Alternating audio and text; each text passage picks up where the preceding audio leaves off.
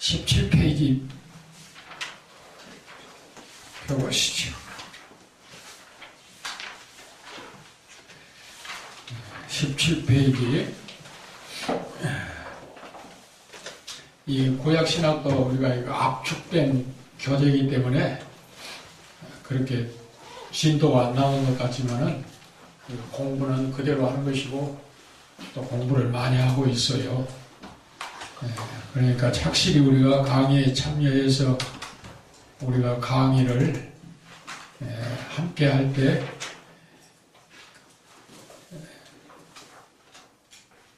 우리의 교리가 바로 서고 신앙관이 정립되어지게 되지요. 우리가 전번 그 시간에 우리의 죄를 덮는다고 하는 그런 그 공부를 했습니다. 그리고 그 가나안 족속에 대해서 우리가 또 공부를 좀 했지요. 그런데 오늘은 그 17페이지 위에서부터 10번째 줄 기타 족속들, 그러나 가나안 그 원주민들이 초기 원주민이 있고 또 기타 족속들이 있고 또 후기 원주민이 있습니다. 그러니까 그걸 우리가 잘 분간해야 돼요. 그래서 이 사람이 이 족속이 초기 원주민에 속하냐 아니면 기타 족속에 속하냐 후기 원주민에 속하느냐, 이걸 잘 분별을 우리가 신학적으로 하셔야 됩니다. 그런데 우리가 죄덮음을 받은 시편 32편의 1절을 보면 자기 죄가 가려진 자가 복이 있다 그랬지요. 복이. 그래서 여기에 복은 그 신약적 표현으로 그리스 말로 마카리오스라고 하는데, 마카리오스. 이 마카리오스라고 하는 건 현재 직설법으로 되어 있습니다. 현재 직설법. 그런데 우리가 히브리어를 보나 그리스도를 보나 우리나라에서 생각하는 그 복의 개념이라고 하는 복이라고 하는 단어가 별로 보면 신통하게 나오지를 않아요. 그런데 가장 강력하게 우리에게 그 와닿게 그 자극을 주는 단어가 마카리오스인데, 이 마카리오스라고 하는 것은 그 세상에 보이는 복을 얘기하는 것이 아니고요. 내가 예수 믿고 구원받은 그 자체, 현재 직설법. 그러니까 복 중의 복은 내가 현재 예수를 믿고 구원받은 그 자체가 마카리오스입니다. 그러니까 다른 거는 뭐 이제 다 부수적인 거지요. 그래서 우리가 마카리오스의 그 원리를 바로 알고 내 마음속에 이 마카리오스에 대한 기쁨이 형성되면 뭐 다른 것은 뭐 생각할 필요가 없는 거고 여지가 없어요. 내 구원받은 기쁨. 이 기쁨이라고 하는 단어가 그리스 말로 아주 많아요. 다양해요. 그런데 이제 보편적으로 많이 쓰는 단어가 어떤 단어냐면은 카라라고 하는 단어를 많이 쓰거든요. 카라. 카라라고 하는 단어를 보편적으로 많이 씁니다. 기쁘다. 그럴 때. 근데 여러 가지 단어가 이제 많은 가운데 또 하나 이제 강력하게 우리가 온 단어가 오네마라고 하는 단어입니다. 그래서 카라와 오네마.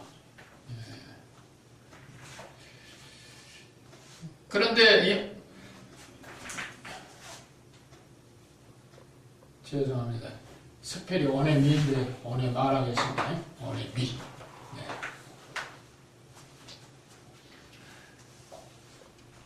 그런데 사도행전을 여러 개 읽어가다 보니까 그냥 읽으면 모르는데 세밀하게 생각을 하면서 깊이 묵상을 하면서 읽으니까 이 기쁨이라고 하는 말이 2번 나와요. 2번 나오는데 8장 8절에 한번 나오거든요. 네. 그리고 또 하나는 8장 39절에 나와요.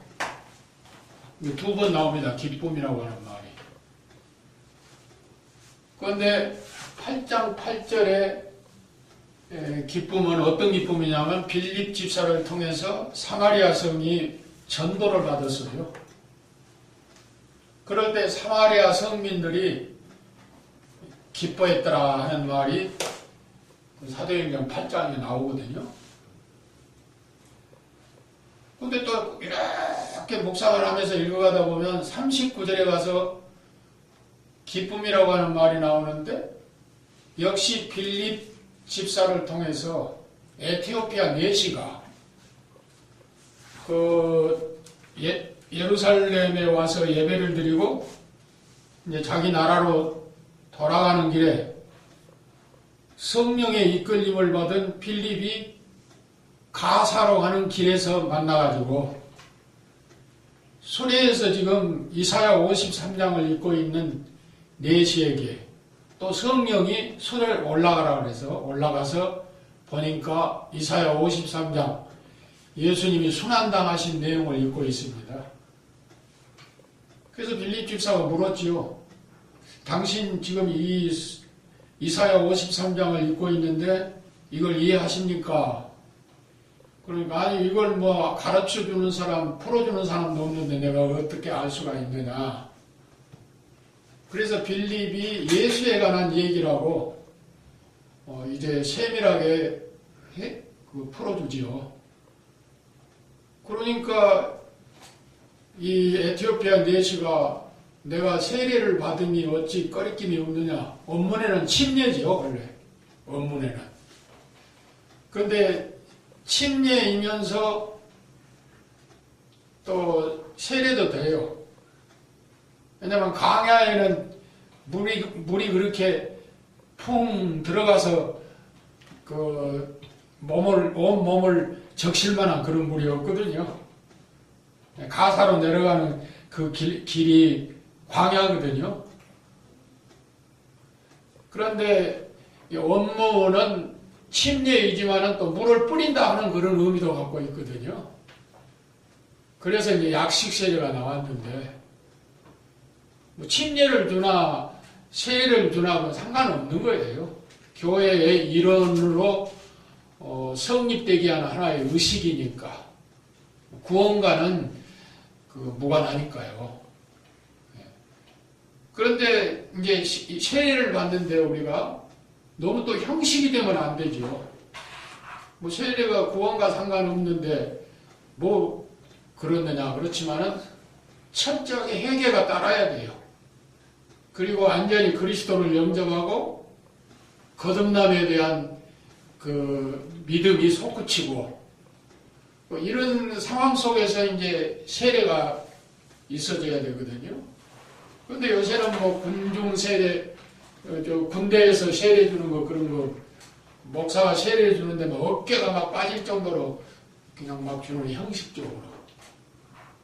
그래서 왕년에 세례 안 받아본 놈이 어디 있느냐는 할 수 있을 정도로 난무하고 있죠. 그러나 우리 한국 교회사도 보면은 초대교회는 그냥 안 줬어요. 진정한 고백.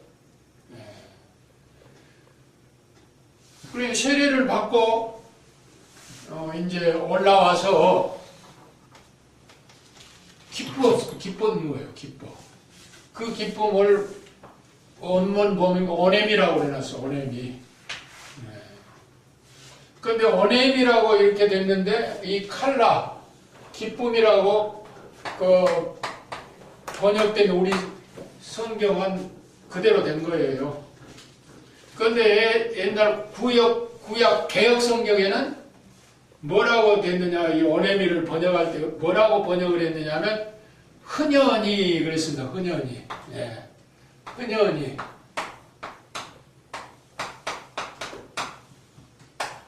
이거 좀 드문 말이죠? 잘 안 쓴 말이에요. 그런데 지금 여러분들이 가지고 계신 개역 개정판에는 기쁨으로 기뻐하며 가니라 그렇게 번역이 됐어요.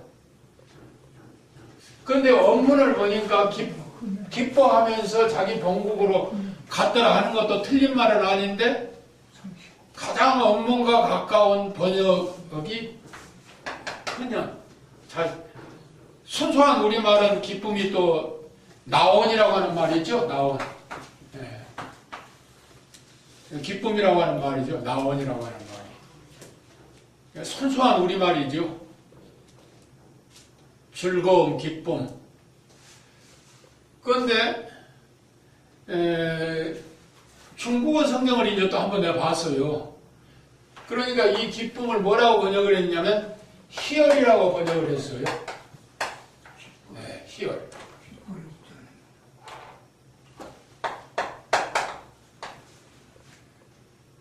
그런데 헌현 이 기쁨은 뭐라고 번역을 했느냐면 네? 희희. 예. 따라서 합시다. 희희. 예. 한한 희희라고 이렇게 번역을 했어요. 한한.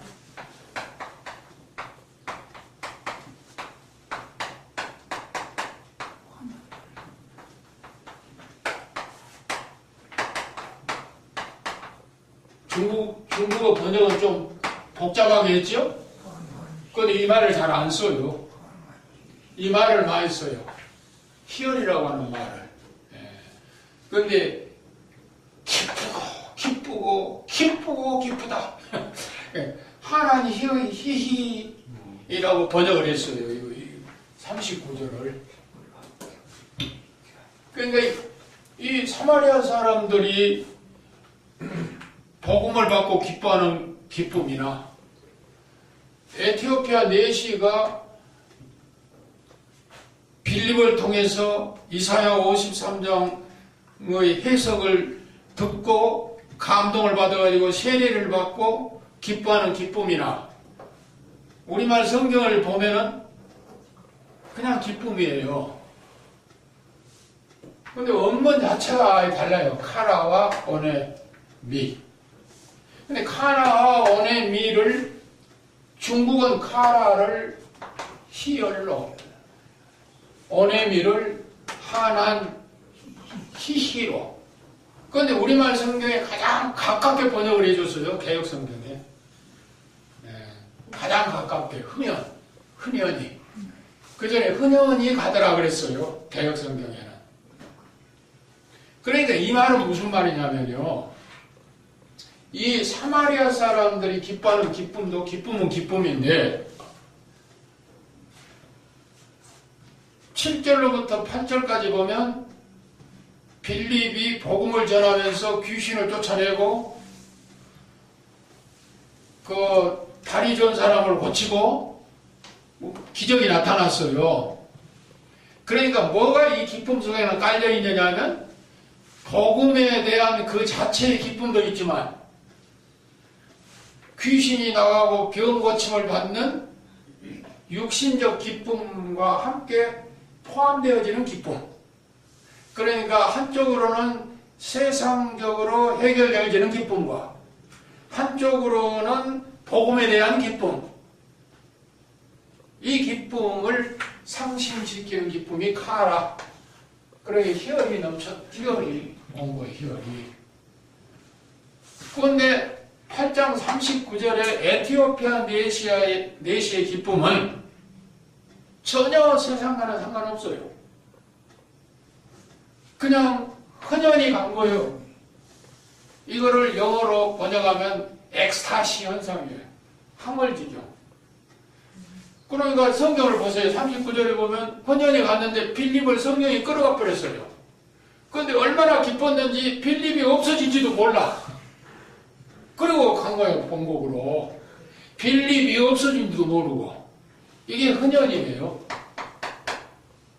이게 원문의 오냄입니다. 그러니까 진정으로 구원받은 기쁨은 바로 여기에 있는 거예요. 여기. 세상에 내가 예수 믿고 구원받은 줄 알아야 다. 근데 내가 기도하니까 기도의 응답을 주시더라. 그 기쁨이 항상 그 동반돼요. 그러나 세상의 문제가 해결되고 안 되는 건 상관이 없어요. 진정한 기쁨은. 흔연히는. 항한 희희는, 다시 말하면 오냄이라고 하는 기쁨은 그렇다 이거예요. 그저 내 자신이 구원받은 그 자체의 기쁨을 오냄이라고 하는 거예요. 아무 상관없어, 세상과는. 그런데 세상에 발을 붙이고 사는 나와 여러분은 아무리 그렇게 하려고 해도 세상 것이 꼭 플러스 돼요. 그래서 겹쳐지는 기쁨. 이걸 기쁨이라고 하거든요. 근데 우리 예수님이 주시는 기쁨은 바로 이 기쁨이에요. 이 기쁨. 그러니까 스가랴 6장 8절에 보면 무슨 말씀이 있느냐면 북쪽으로 흰말이 갔는데 하나님의 마음을 시원하게 했다고 그랬어요. 기쁘게 했다고 그랬습니다. 기쁘게. 바로 하나님의 마음이 복음이 북쪽으로 가니까 기쁨이라고 하는 건 바로 이 기쁨을 말하는 거예요. 희열이 아니고 한한 희희. 그러니까 흔연. 흔연인 거예요. 이 경지에 들어가야 돼요. 이 경지에 들어가지 못하니까 기쁜 것 같은데 변비 걸린 상태예요 지금. 예. 기쁜 것 같은데도 이상하게 여기에 머물러 버리니까 그래요. 여기에 머물러 버리니까. 그러니까 이제 편욕이라고 하고 이정이라고 하고 그 세상 것에 대한 집착이 집념되어지게 된다 이거예요. 그래서 우리가 재가리움을 당하는 자가 복이 있다 하는 말은 바로 이 의미가 포함되어진 거예요. 이 의미도 포함되어지지 않는 상태 속에서 무슨 복이 있다는 거예요. 그 우리 주의종들은 이 경지에 들어가도록 그 인격 도야를 많이 해야 돼요. 이렇게 될 때는 세상 것과는 아무 상관이 없어. 자식이 잘 되고 안 되고 상관이 없는 거예요. 아니 이 기쁨의 경지에 들어가면 그렇다 이거예요. 이거는 유교에서는 도통이라고 하지. 도통. 도통을 하게 되면 어떻게 됩니까? 천칭관이 되는 거예요. 천칭관. 바늘침자, 끼일관자. 그러니까 하늘을 이렇게 바늘로 뚝 끼워보니까 뭐가 돼요? 그래서 공자로 공부자라고 하잖아요. 공부자. 천칭관 했다고. 그래서 유교에서도 이 천칭관 해야 된다는 거예요. 천칭관. 여기에 머물지 말고 쑥 바늘을 끼워야 된다는 거예요. 그리고 공부자가 바로 천칭관 한 사람이라 그 성인이라고 하잖아요. 성인. 유교에서는 성인과 성현을 구분을 해야 돼요. 성인은 도성인신한 사람이고 성현은 도성인신한 사람으로부터 배움을 받은 사람이 성현이에요. 오늘 우리 예수를 믿고 구원받는 사람들도 구원받은 줄 알아요. 그런데 항상 마음이 껄쩍지근하니 경지에 들어가지 못하니까. 그래 이 번역이 잘 됐는데 개혁성경에 싹 없애버리고 낮추어버렸어. 지금 나오는 성경에. 흔연이라고 그거 옛날 그 개혁성경이라고 그래요. 지금 나오는 개혁 개정판은 기뻐하며 하더라 이렇게 해놨어요. 장로님 어디 개혁 개정이니까 옛날 겁니까? 세번역인데 기쁨의 찼어 그래. 세번역 그거는 성경도 안 같아요. 국민학교 교과서 같지. 그래서 우리 그 보수 진영에서는 세번역 취급도 안 합니다. 자, 이런 기쁨의 경지에 들어가는 종들이 되기를 바래요. 그래야 돼. 들어가야 돼. 그래야 세상에 대한 집착력이 감소돼요. 거기에다 표준을 맞추지 말라 이거예요. 그래서 전번 시간에 초기 원주민에 대해서 이제 얘기를 하고 마쳤는데 오늘은 기타 족속. 기타 족속인데 세 족속이죠. 겐 족속과 그나스 족속, 감먼 족속 이렇게 세 족속이 나오고 있습니다. 그런데 먼저 이 겐 족속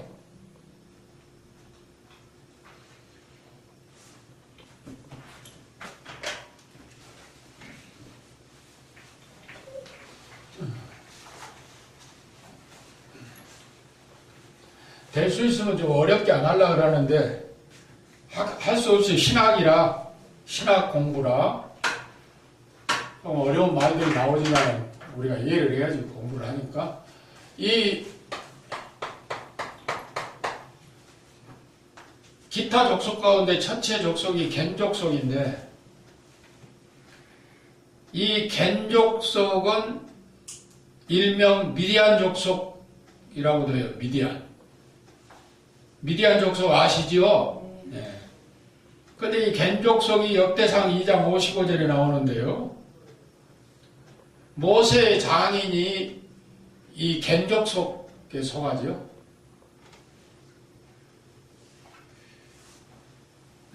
그리고 예레미야 35장 1절로 19절에 보면 네갑이라고 하는 사람이 나와요. 네갑의 후손. 네갑이라는 사람이 아니라 이 네갑도 겐 족속입니다.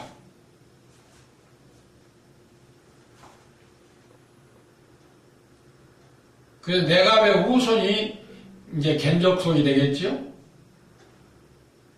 그런데 이들은 이스라엘 백성들이 광야 생활을 할 때 합세를 했습니다.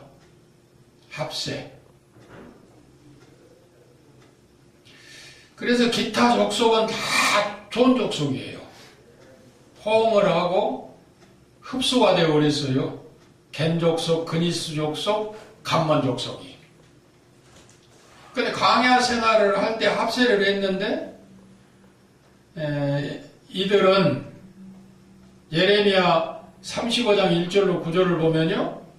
밭도 일구지 아니하고 포도주도 금하고 밭도 일구지 않는단 말은 정착해서 농사도 짓지 않는다고 말이에요.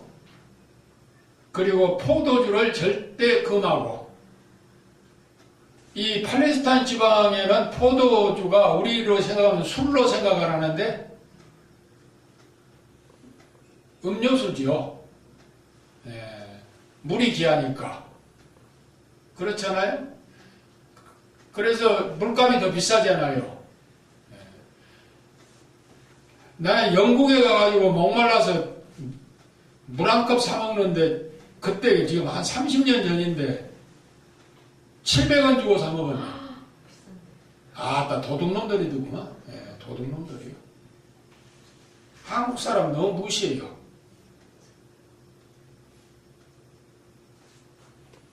그 야만족처럼 지금도 생각해요. 유럽 놈들은. 근데 한국 사람은 보면 근성을 잘 알아가지고 예약이 돼 있는 자리도 한국 사람이 왔다 가면 그 자리에 내줘요.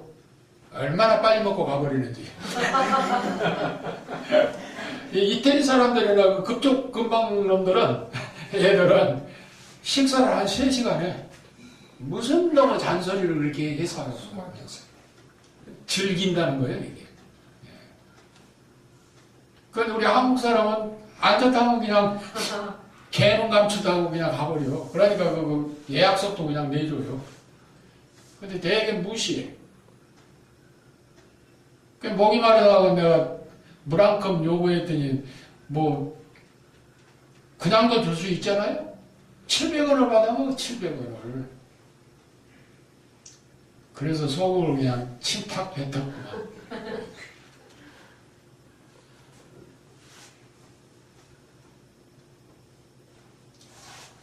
이 내갑의 후손이 겐족속인데 그렇게 밭도 일구지 않고 포도주도 금하고, 이건 성별을 의미하죠. 성별. 네. 절대 성별.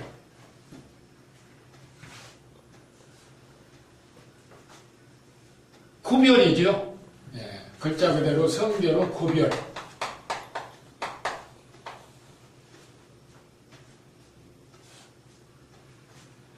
그래서 우리가 성자를 많이 붙이잖아요. 하나님 앞에 들어진 물건은 성물, 하나님 앞에 들어진 집은 성전.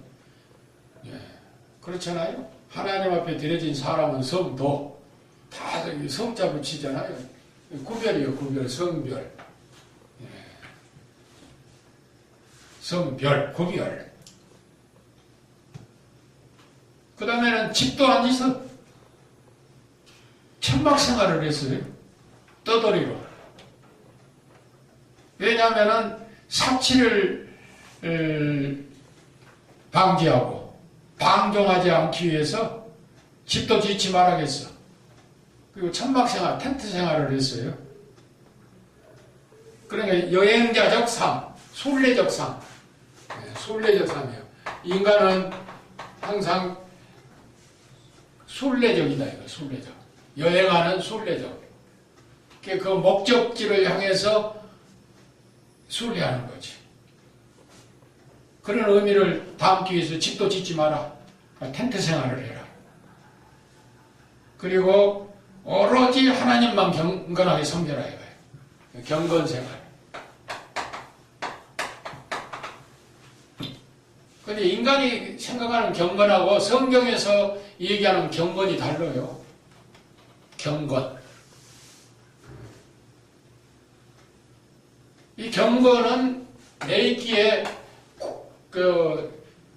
거룩으로 들어가요. 거룩. 그래서 내가 거룩하니 너희도 어떻게 하라고 그랬어요? 거룩하라. 그냥 하나님만이 거룩한 거거든요. 그래서 보통 우리가 경건 얘기하는데 함부로 할 얘기는 못 돼요. 진정한 경건은 거룩이에요. 거룩. 그래서 이 거룩이 구별로 들어갑니다. 구별.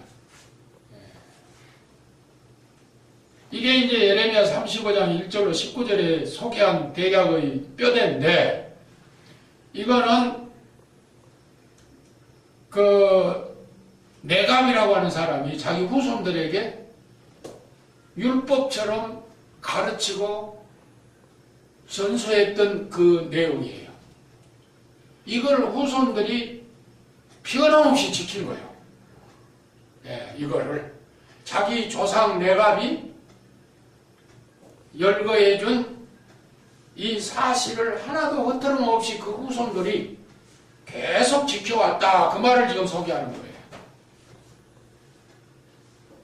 그럼 내갑의 후손이 조상이 일러준 이런 내용도 계속 생명을 걸고 지켜왔는데, 오늘 우리는 어떻게 해야 되겠느냐 이거예요. 하나님의 말씀을 우리가 지켜야 되겠느냐 안 지켜야 되겠느냐 하는 것을 얘기하는 거죠. 내갑이 일러준 말도 그 후손들이 그렇게 잘 지키는데, 하나님이 일러주신 하나님의 말씀을 너희들이 그렇게 소홀히 해야 되겠느냐 하는 그런 내용을 담고 있기 때문에 이 겐족속들이 이렇게 하나님 절대 중심이었습니다. 그게 이제 흡수가 된 거죠. 흡수된 그 족속을 출애굽기 12장 38절에 뭐라고 얘기했느냐면 잡족이라고 그랬어요. 잡족.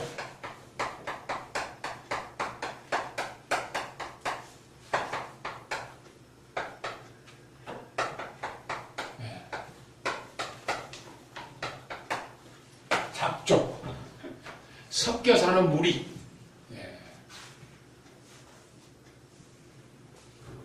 그 성경에 잡족이라고 하는 말이 심심찮게 나오거든요. 한번 따라서 합시다. 잡족. 잡놈은 있어도 잡족은 내가 처음이에요. 성경에서 하는 잡족. 떠들어올 필요 없어요. 떠들어봐요 한번. 한번 읽어보세요 우리 전도사님. 네? 한번 읽어봐. 출애굽기 12장 38절. 수많은 잡족과 양과 소와 네. 신이 많은 가축. 잡족이 나와요, 잡족이. 그거 잡족이 심심찮게 나오거든요? 그런데 이 기타 족속이 전부 잡족으로 들어온 거예요. 잡족. 근데 민수기 11장 4절에 보면 이 잡족이 원망 불평할 때 또 앞장서기도 했어요. 그 잡족은 잡족이다. 그렇지. 잡족은 잡족이다. 우리가 목회를 하다 보면 교회 안에도 이 잡족 같은 신자가 있어요.